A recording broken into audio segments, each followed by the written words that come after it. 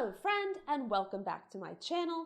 Today we're going to do a video on horse boots and the different types and what they're used for. This is actually a commenter who wanted to see this video after they saw my last video on how to put on splint boots and brushing boots and just wanted a more in-depth video. This will only be on boots that horses work in, so any type of shipping boots or therapeutic wraps or anything like that is not going to be covered in this video. But if you want to see a video on things like that, just drop a comment below and I'll see it. So let's get to it.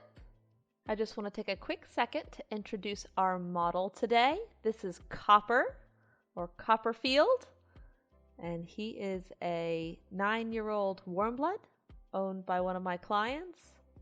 And she graciously lent him to me today so I could do the video. And as you can see throughout the video, he stands so perfectly still. So we were lucky to have him today. Thank you, Copper.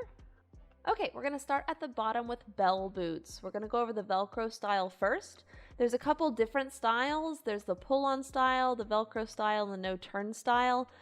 I don't find that the pull-on style are used that much anymore, and the Velcro is just so much easier. So I'm just going to go over the Velcro ones today. The main reasons why you would want to use a bell boot are to prevent your horse from pulling its front shoes and to also protect the horse's heel bulbs from overreaching. Overreaching is where the horse's hind foot comes up and strikes the horse's heel bulbs in front, and they can slice open the skin when doing so. Bell boots can be used during turnout or for riding. You just want to make sure that you are checking underneath the bell boot if it is on for long periods of time, as it can cause more harm than good if the horse is getting skin infections from the bell boot being too moist or dirty. So you're just going to squat down, let your horse know that you're there, and wrap the bell boot around the pastern and secure it with the Velcro. I like to make sure that the bell boot is resting on the ground so that it protects the edge of the shoe. If the bell boot does not rest on the ground, it's not going to prevent the horse from pulling its shoes. You want to make sure that you can get at least 2 fingers between the pastern and the bell boot so that it's not too tight. So just to recap, bell boots can be used to prevent shoe pulling and overreaching. It does this by protecting the heel bulb area and creating a surface around the edge of the shoe. They can be used during turnout or when riding, but take caution to check underneath them often if they're on for long periods of time. And just make sure they're a little bit on the looser fit so that they don't rub. And if you don't mind, if you could just hit the like button and subscribe to this video, it really helps me out. Thank you so much.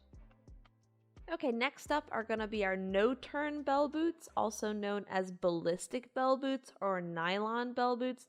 The reason they're called no-turn is they have this little bump in the back of them that kind of presses up against the heel bulb / pastern right here that you can see, and that's going to prevent the bell boot from turning around, so you can easily get enough protection on the back and it'll stay there. They're only going to prevent overreaching on the heel bulbs and on the pastern as they sit pretty high up and generally don't reach the ground to prevent shoe pulling. You're going to want to use this type of bell boot during high intensity riding, such as cross country, something where you're afraid that the horse is really going to step up and strike its front foot. But again, if the bell boot doesn't hit the ground, it's not going to prevent any shoe pulling. So application is going to be similar to the other bell boots, but these do have a left and right, so you have to make sure you get them on the correct foot. So again, you're going to kneel down, let your horse know that you're there, and just apply the Velcro. These are going to sit a little snugger than the other one, so you don't have it turn, and it stays in place. Okay, just to recap, you're going to use these bell boots to prevent overreaching on the pastern and the heel bulbs. We use them for high intensity riding, not for turnout. They're going to fit a little snugger so they don't move, and they might not rest on the ground, so they're not good for shoe pullers. Okay, next one we're going to use is going to be the galloping boot or the brushing boot. They mean the same thing, they're interchangeable, and this is probably the most varied boot on the market. Lots of variations to this boot, But we're going to talk about the wolf boot today. It has a neoprene interior and a hard plastic exterior with Velcro. The reason you would use brushing boots or galloping boots are mainly just for general leg protection. It prevents trauma to the leg from the opposite hoof, or if they were to hit a jump, especially one that's solid, it would help protect the cannon bone as well. You're going to want to use these for general riding, such as flat work, jumping, cross-country, trail riding. I literally put these boots on as my go-to boot for any horse I'm riding if they need a little front leg protection. And because these have neoprene, they don't get heavy when they get wet. So to put them on, you're going to kneel down, let your horse know it's there. You want to line it up with the hard plastic on the inside and then the Velcro on the outside. There's no elastic on these boots, so you can pull pretty hard and it won't get too tight. I check the tightness with my 2 fingers in the top, and I wrap my hands around the boot to give it a little tug to make sure that it's not going to slide down or move. Feel free to adjust the Velcro to make sure it's nice and snug and the Velcro lies flat. It should fit just below the knee and cup around the fetlock so that it protects the cannon bone, the splint bone, some of the tendons, and also the fetlock from being struck by the opposite hoof. And it should fit below the knee so that there's no restriction on the knee joint. One of the common mistakes I see happen are that people overlap the neoprene on the Velcro so that it doesn't have enough Velcro to Velcro contact, so that you're actually covering up some of the Velcro. So just make sure that you always have as much Velcro to Velcro contact as you can by tucking the neoprene side under and then having the Velcro side on top. Okay, just to recap, you'll use these boots for just general overall good protection of the main structures of the horse's leg. I like to use them for just everyday riding in all scenarios, especially out in the open, as they do not get heavy or slip when they get wet. You want to make sure that they fit below the knee and cup the fetlock and are tight enough that they won't slip down, and loose enough that you can still get a finger or two in the top. Okay, these are also brushing and galloping boots, but they are just a slightly different style. You can see they have the fuzzy lining, and this is more for horses that have sensitive skin or that are ridden on really manicured surfaces. I would not ride with these out in the open, as they get heavy when they get wet, so they can slip down, and they also pick up dirt and debris very easily. And these do have elastic, so it's easy to get them too tight if you pull too hard. So checking the fit is really important. As you see here, I'm really moving the boot around and checking with my fingers. And I'm going to show you how easy it is to get it too loose as well. So I'm going to put it on, and I'm going to not quite do it tight enough. And then boom, it goes right down. It moves all around. So if your boot is doing this, it's too loose. So you got to tighten it up a whole bunch. Overall, they do the exact same thing and cover the exact same spots as the brushing boot I just showed you, but these boots are really good for horses with sensitive skin or get boot rubs really easily, so they're just a different variation of that same brushing or galloping boot. And they're just fancy. Okay, next we have Splint Boots. They are extremely similar to galloping boots, except that you'll notice that they always have this signature rings with the Velcro. I'm not the biggest fan of these because they are not intuitive on how to put them on, and a lot of people have them on backwards. And they have this extra thick padding on the inside that is specifically designed to protect the splint bone. So if your horse is really prone to splints, this is going to be the reason to use these boots. It's just it provides extra protection on that splint bone. Horses can, quote, pop a splint, meaning when they strike that small splint bone, it can cause a small fracture and the horse will start to lay down bone on top of that splint bone to repair it, and it looks like a bump on the inside. You can use these boots for general riding and for horses prone to splints, but they're good for all horses for jumping, flat work, cross-country trails and such, as they are generally made out of neoprene, so they won't get heavy when they get wet. So to put them on, you want to make sure that the rings are facing the front of the horse. I always like to do the middle ring first. You feed the Velcro through the ring and attach it back to itself. So you always want the Velcro ending up facing backwards towards the tail. I check for fit on 2 fingers and try to move it around to make sure it's tight enough. So to recap on Splint Boots, they give the same basic protection as Galloping Boots, but are for horses that are prone to splints. They can be difficult to get on correctly, as you always want to make sure those rings face the front of the horse so that when you feed the Velcro through, it goes and points towards the back. They are generally the least expensive boot on the market, not always, but you can find these boots literally anywhere. They are, I think, the most prolific boot. They aren't my favorite. I like the Galloping Boots better, but that's just my opinion. Okay, up next are sports medicine boots. You'll also hear these referred to as SMB boots, but they are all neoprene and have Velcro. They are also left and right specific, and they're generally written on there, which is really nice. And they cover from below the knee, and these cup all the way around the fetlock. So they add more protection and cover more surface area than most of the other boots on the market. So main reasons you're going to want to use these boots are for added protection, since they do cover all the way around the fetlock, and they also support the tendons from overstretching on the back of the horse's leg. The reason you would want to use SMB boots are just for general riding. Also, a horse with a tendon injury could benefit from these boots. You'll see them a lot in Western events, and just make sure you take them off immediately after use, as with all the neoprene, it will trap heat, and heat is bad for tendons.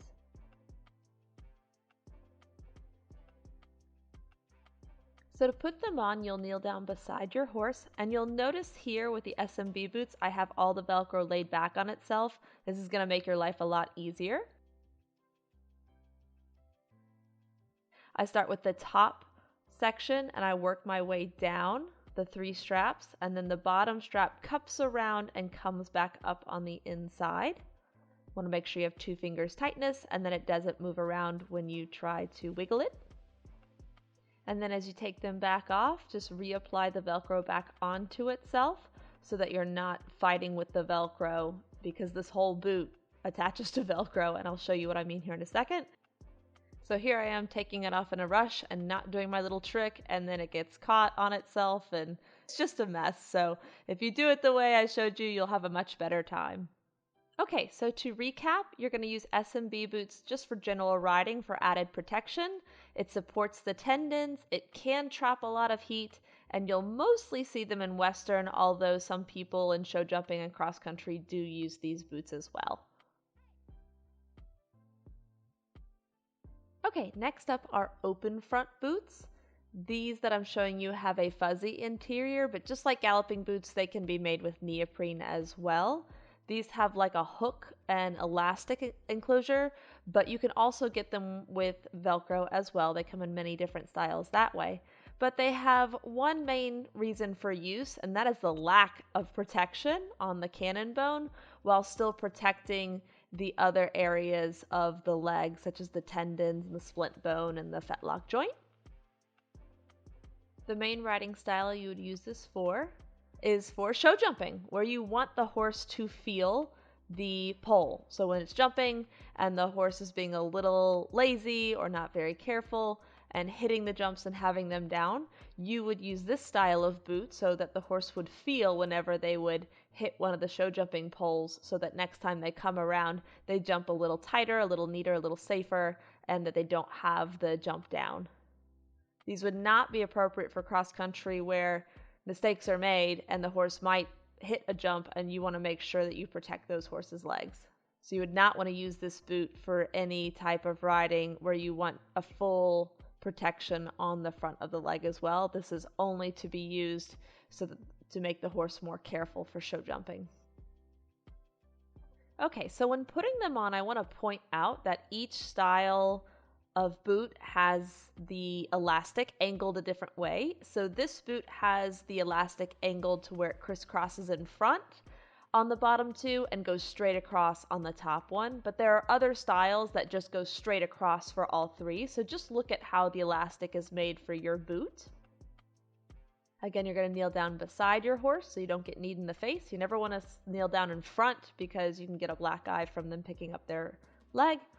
And you just hook it on its supplied hooks with the tabs facing backward in the right pattern that the elastic is made for. And here I'm just going to show you what it's like when you have it too loose. So here I'm taking it off and putting it on a lot looser. And you'll know you have it too loose when you go to play with it. It slides down like that. So if you can do that on your boot, you know it's too loose. So this is just what it looks like from another angle, since it's hard to tell from the side what the front straps are doing. So you can see the middle strap is crisscrossing down and the bottom strap is crisscrossing up. Again, not all boots are made with this style. Some just go straight across with all three straps, but that's this one. So again, just to recap, open front boots are used to protect the main structures of the leg, but has a lack of protection on the front of the cannon bone that lets the horse feel whatever it's hitting, and is only used in show jumping.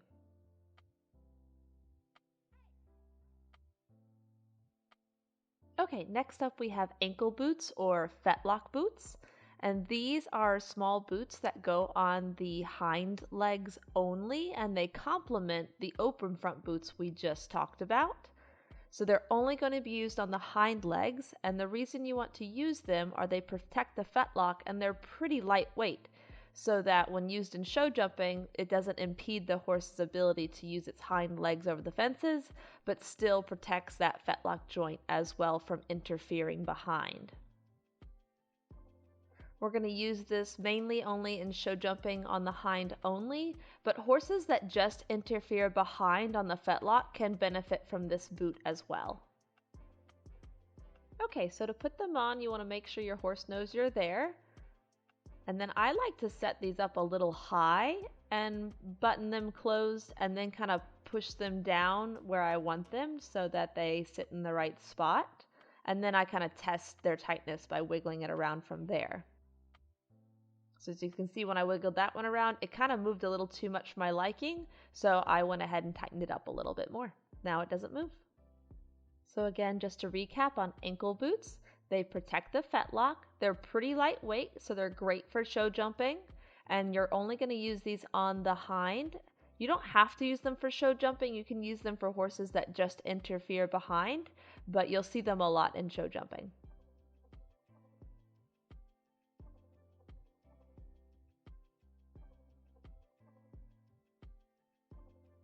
Okay, last up we have our Polo Wraps. These are strips of polo fleece that we can wrap around the horse's leg to give it some protection. I have done a lot of videos on Polo Wraps, so I will link them in the upper right card, so feel free to click on them for a more in-depth tutorial on this. This is going to be just a basic one. And I love that I caught Copper just slowly shaking there. That was pretty awesome. I did this video in slow-mo to record it. So main reasons you're going to use Polo Wraps are if your horse has sensitive skin, they cannot tolerate a boot. If they have some sort of superficial injury that a boot might rub it, you would use Polo Wraps. And also just because they can be pretty fancy and you can get them in all sorts of colors. These have donuts on them. I love it. So that's awesome. Generally, you'll see them during schooling in all phases, except you don't want to use them out on a trail or on cross country, as they will pick up all sorts of dirt and sticks and God knows what out there, and they do get heavy when they get wet, so they will start to fall down. You're also going to see them used a lot in dressage, especially if they're white, and they just make a horse look extra fancy. Okay, so to put them on, you're going to kneel down beside your horse. And you're going to want to start the wrap on the inside, wrapping evenly spaced and even tightness all the way down and all the way back up, always making sure that you're wrapping and pulling against the cannon bone. And again, I have many tutorials on this that you can go for a more in-depth look. So one thing I wanted to point out here that is a common mishap with Polo Wraps is your horse picking up its leg while you're doing it and then losing your Polo Wrap. So the more you can practice Polo Wraps, the better you'll get, and the more you'll start to realize how to prevent yourself from dropping the Polo Wrap mid-wrap session when your horse picks up his leg. Another thing I want to point out about Polo Wraps is you want to get that wrap off as fast as possible, so don't re-wrap the wrap while it's on the horse's leg. You want to just start taking that wrap off, because if anything were to happen and he has the wrap partially still on his leg and he were to get loose, he could get tangled up and trapped really easily. So again, I do my classic 2 fingers tightness and kind of pull on the wrap to make sure it's not going to sag down. Another thing I want to point out is in that all the videos I've shown you of me putting on boots, I'm always to the side of the horse. I'm never in front, because as they pick up their leg, their knee will bend and it'll bash you in the face. I speak from experience. So always make sure you're on the side of the horse for safety, and always make sure you are bending or squatting down, that you are not on your knees, that you're not sitting on the ground, because you want to be able to jump out of harm's way as soon as possible if anything were to happen. We all know horses are flight animals, so something's bound to happen one day, even with the most senior and quiet of horses. So just make sure you're always squatting down, your knees are never on the ground, you're never sitting on the ground as you apply boots or wraps. Okay, just to recap, polos are used mainly if your horse has a skin issue or has sensitive skin and cannot tolerate boots. Generally, you'll see them used for dressage or schooling and practice. They are easy to do poorly and will cause more harm than good, so make sure you practice with someone who's good at polo wraps so they can check your work. And they generally look really nice, and they can either look really fun by using the donut ones, or they have lots of different patterns and you can easily just make it your own. So they're really fun to pair with saddle pads and be matchy-matchy that way as well. Thank you for watching. Like and subscribe for more, and I'll see you on the next one. Cheers! And just a reminder to pay your models well, they deserve it.